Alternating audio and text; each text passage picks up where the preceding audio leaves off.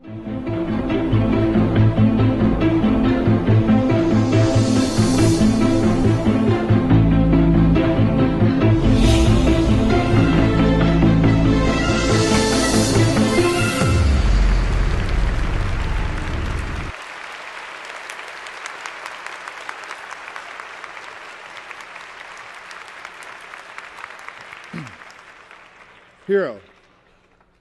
Webster's dictionary defines hero as a man who is admired for his achievements, great quality, and noble courage. A hero should give others heart, empowerment, respect, and opportunity. And my hero is my brother, Mr. Sterling Harris. I'm going to tell you why he's my hero. But first, let me tell you how it all began. I want to paint a picture for you. It's Christmas morning, and I wake up, and I run downstairs, and I see all the Christmas presents under the Christmas tree. My stocking is filled to the brim. My mom and dad are standing behind me with big smiles on their faces. Later on, we have our traditional Christmas breakfast. And I know you can't tell, but I love to eat. You know, it's a spread, it's a feast with homemade buttermilk biscuits and gravy, with jelly, cheese grits, eggs, smoked salmon, and my favorite, crispy bacon. I love Christmas breakfast. After stuffing my face, I'd play with my toys and spend time with my family. Christmas was a great day. Unfortunately, that's Sterling's rendition for his Christmas when he was 8 years old. Now, when I was 8 years old and I woke up on Christmas morning, I was cold. There were no Christmas trees or Christmas presents. A great Christmas for us would include indoor plumbing, running water, and warm food on the table. I lived in a small, rundown storage shed with 3 other people.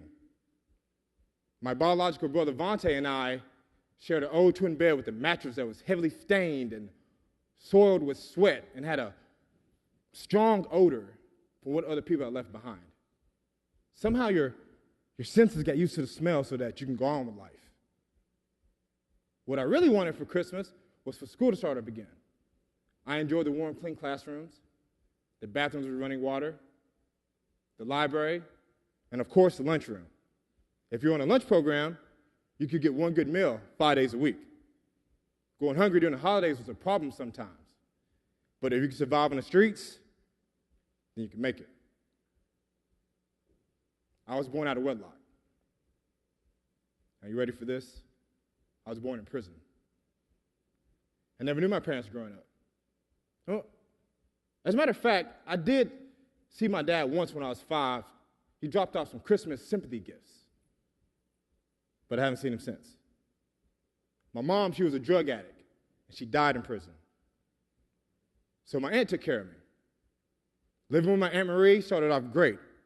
I had everything a kid would want, plenty of love, a nice home, cars, clothes. Everything was great until her husband died of a tragic heart attack. Now, he was her heart and soul. She became severely depressed, got overwhelmed with bills and grief, and ended up having a nervous breakdown. This caused our lives to spin out of control. My other Aunt Lillian came to live with us to try to help out, but it wasn't enough. So when I was 6, my life completely changed. My aunt owned a piece of land that was about in the middle of nowhere, so neighbors were non-existent. She became a pack rat. And have you seen the show Hoarders on A&E? Okay, imagine the worst episode. That's exactly how I lived. The land was cluttered with mounds of junk and trash, old cans, cars, stoves, washing machines. It was like we lived in a junkyard. The home we owned got repossessed, and the 4 of us were forced to move into a 15 by 15 storage shed in which I call the shack on this piece of land. Now the shack, I want you to envision rotten wood everywhere. There are huge gaps and cracks in the wall, so it felt like you're outside when you're inside. The roof leaked, which caused mildew inside the shack. We had no running water, no gas, no electricity. If we wanted running water, we had to get it from a well that was next to our property. If we wanted electricity, we had to get it from a electricity pole, and we siphoned it. Later, I learned we did without permission. If we wanted some hot food, my aunt had a makeshift stove on cinder blocks that was outside. Now, if we wanted to take a bath or wash our clothes, we used an old aluminum tub that you see back in the Westerns. Now, this is real vivid. If we wanted to use the bathroom, we had to use a 5-gallon bucket. And when that bucket got midway to halfway full, me and my brother would have to take it out back about 100 yards and dump it. So in the summertime, when the air became still, or the wind came across, the stench of urine and feces, if you can only imagine. My conditions were so poor that in the 4th grade, I came down with mono and had to miss an entire month of school. Unimaginable living conditions. Now, I lived like that for about 3 years until the church I was part of was gracious enough to donate a used trailer home to us. Now, the trailer home was an upgrade from the shack. Believe me, it was an upgrade. But it was still meager at best. It was dilapidated. And it was in such poor conditions that we still couldn't hook up any utilities to it. So we still didn't have running water, gas, electricity. So the things that people take for granted, like a shower, using a sink, toilet, using a stove to cook, I still couldn't do. And I always ask myself, God, why? Why are you doing this to me? What did I do to deserve this? I started playing sports when I was in 6th grade. And I found out I was a natural athlete. And I lived way out in the country. So I didn't know I was good at any sports. And I had a camaraderie with other athletes. So I never had any friends. I was a social outcast. I was embarrassed about where I lived and how I lived. But when I started playing sports, I also realized that I don't want to go back where I lived. I'm going to try to live on the streets. And that's exactly what I did. So to cope with my dysfunctional home life, I created a double life. On one hand, I excelled in school and sports. On the other, I craved social acceptance and only found it on the streets. So when practice was over or school was over, I never had a ride home. I lived way out in the country, so I had to walk or hitchhike my way home 10 miles daily. And let me tell you, I've done it so many times, I can't even count on both of my hands. So in turn, I started staying at my friend Jimmy's house. He was my best friend at the time. He only lived about a block and a half away from school. I would go to his house, and his mom, she was a great parent. But bless her heart, she was a single parent. And she worked at night. So she left us at home alone, unattended.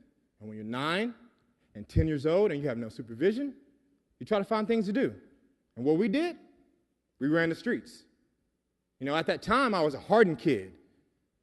I wasn't afraid of anything because of my upbringing. I quickly gained a reputation for being crazy and fearless and tough and strong. Don't mess with that guy right there. And because of that, the other street kids were attracted to me. I started getting in trouble more and more. I started moving up the ranks of street life and got involved with gang life. And let me tell you, if you think about what gangsters did or done, I did it all before the age of 13. My life was headed down a one-way path of destruction.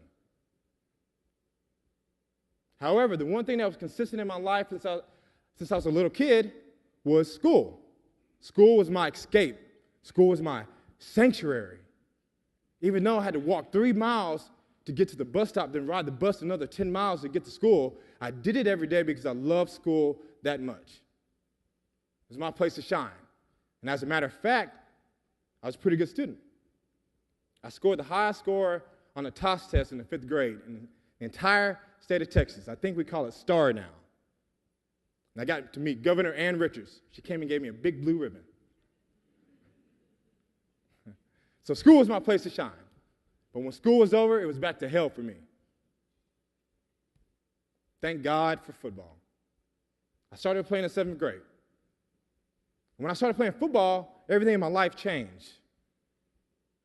People started looking up to me in a positive way. I gained positive friends, and that's where I met Sterling. Me and Sterling had a lot in common. We were both exceptional students and great athletes. We started hanging out more and more. Sterling, like my friend Jimmy, was way more grounded and had a much healthier upbringing. His parents were heavily involved in his life. They were strict and disciplined and loving and caring. I would go over to his house, and me being a master manipulator, I would try to get him to do things my way.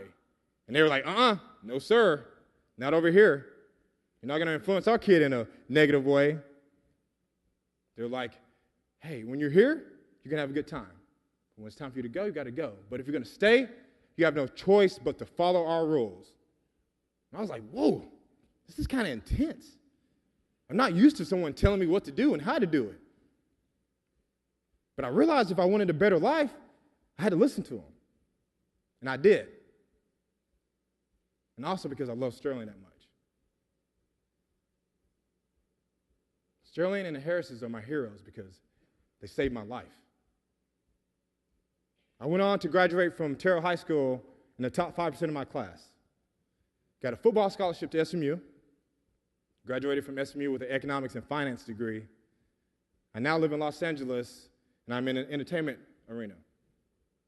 But if it wasn't for my parents, my teachers, and my coaches, I would have never got that opportunity. Me and Sterling, we started Brothers by Choice because we wanted to show young adults that as long as you dreamed big and worked hard, there were better things out there for you. We started this foundation and based it upon two things. Number one, perseverance is the backbone to success. Looks, intelligence, and ability have nothing to do with perseverance. You have to persevere to do anything in life. And number two, there's a light at the end of the dark tunnel, no matter how dark it is. There were times in my life where I couldn't see through the darkness. There were people that guided me through the light.